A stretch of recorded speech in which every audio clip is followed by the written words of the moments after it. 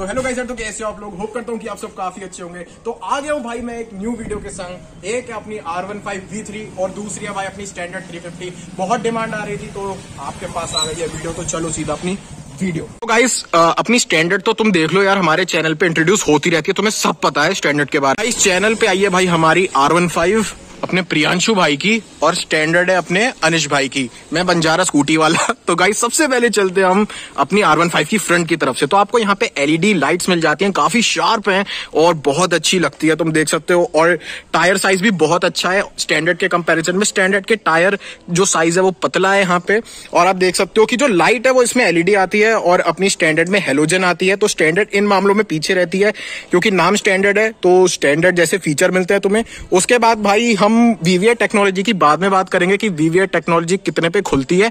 और उसके अलावा मैं तुम्हें पीछे का टायर साइज दिखा दूं, जो कि इसका टायर साइज है 140 mm, जो कि बहुत मोटा आता है।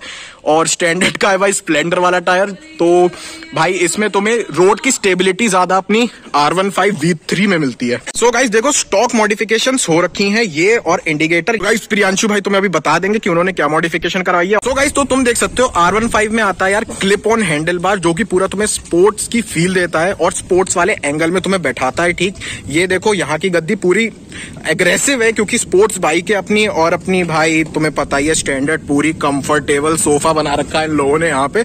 तो तुम देख सकते हो स्टैंडर्ड का जैसे नॉर्मल हैंडल होता है वैसे ही है, और इसका क्लिप ऑन हैंडल बार है। ठीक है, तो तुम देख सकते हो चाबी भी मॉडिफाई कराई हुई है आफ्टर मार्केट। तो तुम यहाँ देख सकते हो अपना मीटर कंसोल, ठीक है, R15 का, जो कि पूरा डिजिटल आता है। गाइस यहाँ पे बहुत फंक्शन दे रखे हैं, तुम माइलेज चेक करो, ट्रिप मीटर चेक करो, सब तुम्हें मिल जाएगा। और जब तुम इसे ऑन करते हो तो यहाँ पे तुम जो भी नाम डालोगे वो आ जाएगा। जैसे भाई ने डाल रखा है वेनम, तो इस R15 का नाम है भाई वेनम, और ये इसका कोई नाम नहीं, ये है आज से जट दा पुत्र। तो गाइस आप देख सकते हो बहुत ही डिजिटल मीटर कंसोल है। RPM तुम्हारी यहाँ पे दिख जाएगी, स्पीड तुम्हारी यहाँ पे दिख जाएगी, और स्टैंडर्ड में भाई स्टैंडर्ड ही है सब कुछ। तो तुम देख सकते हो बस स्पीड दिखेगी तुम्हें, और पेट्रोल भी नहीं दिखता तुम्हें, तो थोड़ी बहुत डिसएडवांटेज है इस चीज की। तो गाइस इन शॉर्ट तुम्हें सारी वार्निंग्स मिल जाती हैं, और बस मीटर मिल जाता है कि तुम्हें कितनी स्पीड मिलेगी और यहाँ पे जितना डिस्टेंस कवर है। और R15 में वहीं आप देखें तो सब कुछ डिजिटल ही है, और मतलब दोनों का प्राइस सेगमेंट एक ही है। R15 है 192 की ऑन रोड, ठीक है, और अपनी बुलेट है 185 की ऑन रोड। ठीक है, तो गाइस कुछ ही डिफरेंस है 5-7 हजार का। तो अब हम तुम्हें बताएंगे कि कौन सी लेनी चाहिए तुम्हें।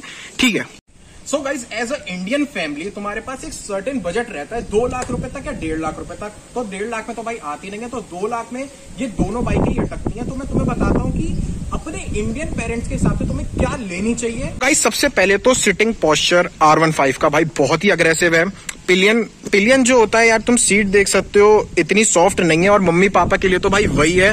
तुम देख सकते हो भाई कुशनिंग कितनी प्यारी हो रखी है, और एक वाइड सरफेस है इसमें। ठीक है, और इसमें जब R15 के तुम पीछे बैठोगे भाई, अलग ही मतलब आसमानों की ऊंचाइयों में जब तुम बैठोगे तुम्हें पता चलेगा R15 पे, क्योंकि मैं बैठ के घूम चुका हूं। तो ये भाई पेरेंट्स ओरिएंटेड बाइक तो बिल्कुल नहीं है। ठीक है, अगर पेरेंट्स के साथ तुम्हें चलानी है तो वो, और अगर तुम्हें अपने लॉन्डो के संग घूमना है बस, तो R15 बहुत अच्छी है।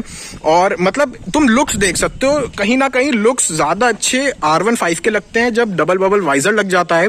ठीक है, स्टैंडर्ड के अपने लुक्स हैं। स्टैंडर्ड एक ऐसी बाइक है जो भाई लेगेसी वाली बाइक है, और भाई R15 भी लेगेसी वाली बाइक है। तो भाई इन दोनों में डिबेट है ही नहीं, क्योंकि तुम लोग गाली लिखोगे फिर नीचे, क्योंकि भाई दोनों ही बहुत प्यारी बाइक्स हैं अपने अपने सेगमेंट में। बुलेट लेने का मकसद ये है तुम्हारा कंफर्ट हो सकता है सबसे पहली बात, क्योंकि अगर तुम्हें लुक्स के हिसाब से लेना है तो आज की जनरेशन में मैं कहूंगा तुम ज्यादा R15 पे ही जाओगे, क्योंकि तुम्हें टोरेबाजी करनी होगी। लेकिन अगर तुम्हें टाट दिखानी है तो भाई तुम अपनी स्टैंडर्ड ले लो। स्टैंडर्ड एज ए तुम इन दोनों में एक चीज समझो कि अगर तुम R15 लोगे तो तुम एक ऐसे माने जाओगे कूल बच्चे, न्यू एज बच्चे, और अगर स्टैंडर्ड लोगे तो तुम थोड़े मिच्योर फील करवाओगे अपनी फैमिली को भी और अपने दोस्तों को भी। जो अपनी R15 है ये नैनीताल का टूर करके आ चुकी है। इस नैनीताल में R15 ने माइलेज दिया 42 का। मेरे भाई समझ रहे हो, स्पोर्ट्स सेगमेंट की बाइक है, 150 सीसी का इंजन है। मैं मान रहा हूँ सीसी थोड़ी कम है, लेकिन भाई जब ये दौड़ती है ना तो 200 सीसी को भी टक्कर दे जाती है। 150 सीसी इंजन है, 145 टच कर जाती है, ये बहुत बड़ी बात है।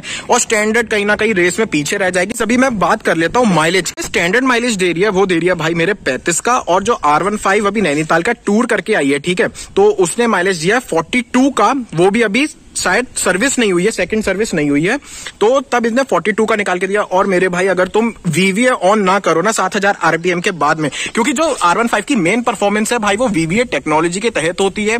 अगर 7000 RPM पे तुम रेस लगा रहे हो और 7000 RPM खुल जाता है तो भाई VVA की बहुत ही एक नेक्स्ट लेवल स्पीड आती है और परफॉर्मेंस तुम्हें फील होगी, तो माइलेज उससे ड्रॉप हो जाता है। स्टैंडर्ड में भी यही है, कोई VVA टेक्नोलॉजी वगैरह नहीं आती है, लेकिन अगर तुम रफ चलाओगे तो ऑब्वियस सी बात है कि माइलेज कम ही मिलेगा तुम्हें।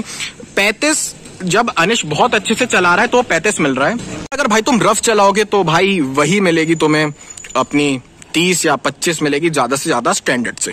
एक और एक्सेप्शन बताता हूं अपनी दोनों बाइक्स का, ठीक है। तो दोनों बाइक भाई 16 जनवरी को आई हैं, दोनों बाइक भाई दोनों ही 16 जनवरी की हैं। तो यहाँ पे आई बटन पे लिंक आ रहा होगा मेरी डिलीवरी का स्टैंडर्ड, जो मतलब अनिश भाई का मेरे चैनल पे है, और अपनी R15 का आ रहा होगा डिस्क्रिप्शन में। जो R15 है उसमें आते हैं भाई डुअल चैनल ABS, आगे भी ABS और पीछे भी ABS, और स्टैंडर्ड में पीछे ड्रम ब्रेक्स आते हैं जो 1,80,000 में इतना वर्थ इट नहीं लगता मेरे को। और आगे आते हैं ABS, चलो एक तो दे दिया तो बहुत अच्छी बात है। एक और बात, जो अपना R15 है वो हमें अलॉय ऑफर करता है 1,92,000 में, और हमारा जो स्टैंडर्ड है भाई वो 1,80,000 में अपना स्पोक व्हील देता है। वो की जो भी रीजन हो, लेकिन अलॉय व्हील्स इंट्रोड्यूस जरूर करने चाहिए हमारे न्यू जनरेशन की मार्केट को। सो गाइस, तो मैं तुम लोगों को एक इंपॉर्टेंट चीज बताता हूं। अगर आपका भगवान ना करे कभी एक्सीडेंट हो जाता है तो आप इधर आओ, तो आप देख सकते हो अपनी जो R15 है वो है भाई पूरी प्लास्टिक बॉडी। तो प्लास्टिक बॉडी में ये होता है, अगर आपका एक्सीडेंट हो गया तो मेरे भाई पूरी टूट जाएगी, खर्चा बहुत मोटा आ जाएगा। और वहीं पे अगर आप स्टैंडर्ड पे आ जाते हैं तो स्टैंडर्ड की बॉडी आप देख सकते हैं जो कि पूरी मेटेलिक है और ऊपर से नीचे तक मेटेलिक है, तो कितना ही खर्चा हो जाएगा, कुछ खर्चा नहीं होता है ज्यादा। अंदर से पिचक जाएगी, वो बाहर निकाल देंगे सर्विस वाले, तो इतना ही खर्चा आना है और ये सब टूट जाएगा। लेकिन इसके कंपेरिजन में इसमें बहुत खर्चा लग जाएगा मेरे भाई, क्योंकि जब सर्विस सेंटर जाएगी उसके बाद जो खर्चा आएगा वो तुम्हें पता चलेगा जब तुम्हारी एक्सीडेंट होगी। R15 का जो भाई आफ्टर मार्केट है, जो कि ये डबल बबल वाइजर है, ये जितना रेट है ये सब बताएंगे अब अपने प्रियांशु भाई। तो गाइज क्या हाल चाल है आप सभी के, आई होप आप सभी अच्छे हो। तो गाइज अभी इसकी मॉडिफिकेशन मैंने जो करी है, मतलब बिल्कुल ही स्टॉक ही एक तरीके से। मैंने नॉर्मली एक वाइजर लगवा रखा है, एक विंडलेट लगवा रखा है, बाकी एक आफ्टर मार्केट इंडिकेटर्स लगवा रखे हैं, ठीक है, आप लोग देख सकते हो। बाकी मैंने चारों इंडिकेटर का जो भाई शौक चल रहा है आजकल बहुत लोगों को है, तो 1000 लगा रखा है। इसका स्विच है भाई यहाँ पर, इधर लगा लो। मैं एक बार चला के भी दिखा देता हूँ, ये भाई नॉर्मल देख लो भाई, चारों इंडिकेटर का है, ठीक है। और बाकी इसका प्राइसिंग जो है, ये तीनों चारों चीजें मेरे को अप्रोक्स 1200-1300 में पड़ गई। भाई इंडिविजुअल प्राइसिंग बताते हैं। अभी डबल बबल वाइजर है 500 रुपए, और विंगलेट कितने पड़े भाई? 200-250 रुपए का समथिंग, 200-250 रुपए के विंगलेट पड़े हैं। और अपना भाई ये इंडिकेटर भाई मैं इंडिकेटर का मैं भूल गया हूँ, तकरीबन मतलब कितना होगा, 300-350-400 समथिंग का होगा, और 150-200 का स्विच होगा बस। बाकी मैंने इसमें एक वो टोटल मॉडिफिकेशन 3-3.5 हजार में कंप्लीट हो गई R15 की, जो कि तुम्हारे लुक्स बढ़ा देगी।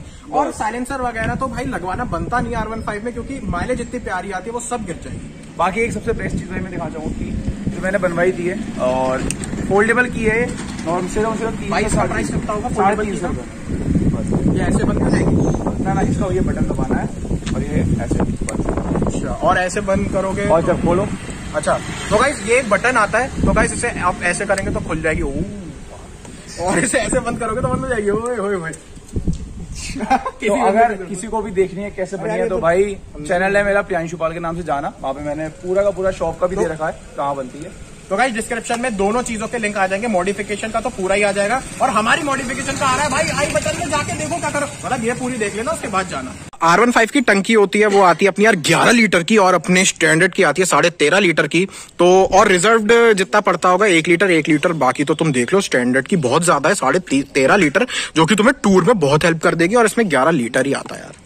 जब से प्रियांशु भाई ने अपनी R15 ली है तो इंडियन फैमिली में हल्की हल्की भाई को गाली पड़ रही है। और लेकिन यार ये चीज ना हम लोगों पे डिपेंड करती है कि भाई हमको गाड़ी कौन सी लेनी है। अगर जैसे हम लोग भाई नॉर्मल न्यू हो गए, न्यू जनरेशन वाले हैं, तो हम लोग भाई स्पोर्टी लुक ज्यादा अच्छा ये तो है। बाकी भाई जो थोड़े तगड़े वगड़े बॉडी बिल्डर होते हैं तो भाई उनको वो आ गए भाई हमारे अनिश के भाई।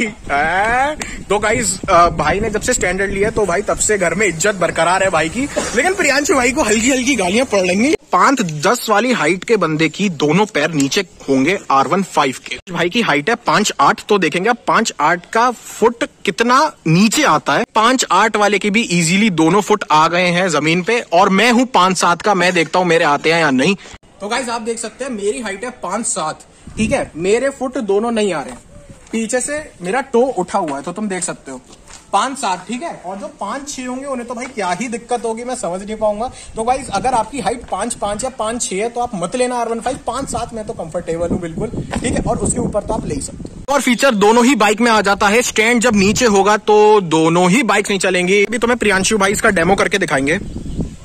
तो गाइस आप लोग ये देख सकते हो, अभी तो फिलहाल मैं इसको पहले न्यूट्रल कर देता हूँ, ठीक है। और ये भाई स्टैंड खुला हुआ है, हाँ स्टार्ट हो गई, बेइज्जती कराती है। देख लो भाई स्टार्ट हो चुकी है। जैसे ही मैं इसमें गियर डालूंगा अपने आप बंद हो जाएगी। हाँ ये इसका बहुत अच्छा फीचर है और ये दोनों में ही है, क्योंकि आजकल के लोग आप लोग देख रहे हो उनसे गलती हो जाती है भाई, स्टैंड खोल के चलते रहते हैं, तो ये बहुत अच्छी चीज है। और अगर ये है तो आप देख लो, मैं स्टार्ट कर रहा हूँ, स्टार्ट ही नहीं होगी, स्टार्ट नहीं होगी, नहीं होगी। अगर स्टैंड नीचे है तो स्टार्ट नहीं होगी।